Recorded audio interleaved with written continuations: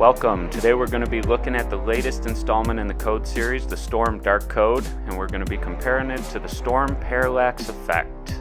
Both balls will be laid out the same, 35 by 4 3/4 by 35. The first pattern we're going to be checking them out on is an 8-to-1 44-foot house shot. The Dark Code comes equipped with the Rad 4 core, and it's paired with the REX Pearl reactive cover stock. I was pretty excited when I heard about this one coming out. The Rad 4 core has always paired pretty well with my game. It's a strong, round, predictable motion with a good back-end kick to it for carry. However, with that comes some pretty big shoes to fill. But so far, this cover and core combination doesn't disappoint. This ball is smooth through the heads, it's got a strong mid-lane read which lets me really feel the pattern pretty good, and it's got a good amount of continuation off the back and a lot of drive through the pins. Now here I switch to the Parallax effect, stay on pretty much the same line. It reads a little harder off the back, comes through the nose. I increase the speed a little bit, that keeps it on track. But for my game, this can kind of leave me a little susceptible to babying it and coming through the nose or overhitting it with the hand a little bit. So I move about 4 to 2 left, and it gets me a little bit closer to my natural throw. It's still really hard off the back, which at certain times is a beautiful thing to have, but when you don't have a lot of misroom, that can sometimes lead you in trouble. This ball kind of likes to be in a spot where it's seeing the dry at the right place. The stronger mid lane read of the Dark Code gives me a little bit more misroom on my speed, while it sacrifices a little bit of entry angle from the Parallax effect. It doesn't seem to actually diminish its hitting power through the pocket or its carry. It was definitely easy to make it go through the pins in a way that I like to see, where it's close to splitting the 8-9 center mass off the back of the deck. My primary miss through the pocket was a stone 9 from how much continuation this ball has, but I'll take that over a flat 10 any day. Now, I definitely don't want to diminish the effectiveness of the Parallax effect, because this ball has bailed me out of a lot of tight spots, whether it be that the mid lanes are hooking really hard and I need something to get down and still kick off the spot, or I've got a good amount of carry down and I need to kind of swing around everything, bounce off, and come back in on a hard angle. I think when you need to maximize your misroom while maintaining a lot of continuation through the pins, the Dark Code is really going to shine.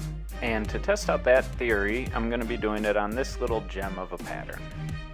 Now, neither of these bowling balls really should match up for my game on this pattern. While it's fresh, I'd have to utilize a heavily sanded urethane or a strong, solid cover stock in order to grab any kind of misroom that's out there.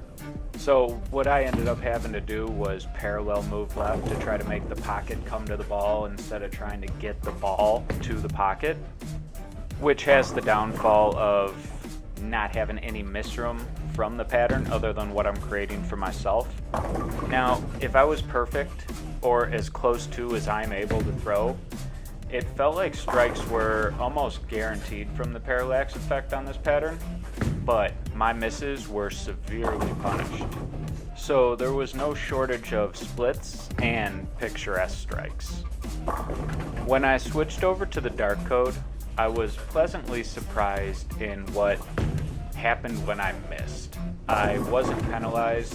I don't even know if I split on this, and my misses were 9s. They were makeable spares. There was a lot of things that were easy to pick up, which on this pattern, after watching what the Parallax was leaving me, like I say, very pleasantly surprised. Now, on top of that, the pocket felt big. I had a lot, like that one through the nose still carried. I think this next one goes light.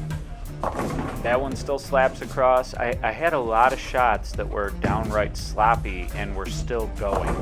Or at least, like I say, leaving me something that was makeable to pick up. The biggest strengths of the Dark Code are definitely its predictability, and it gets that from its strong mid lane read, and also its continuation through the pins. I mean, this ball does carry a whole lot. And because of that, I think that this ball is going to work really good for a lot of different bowlers.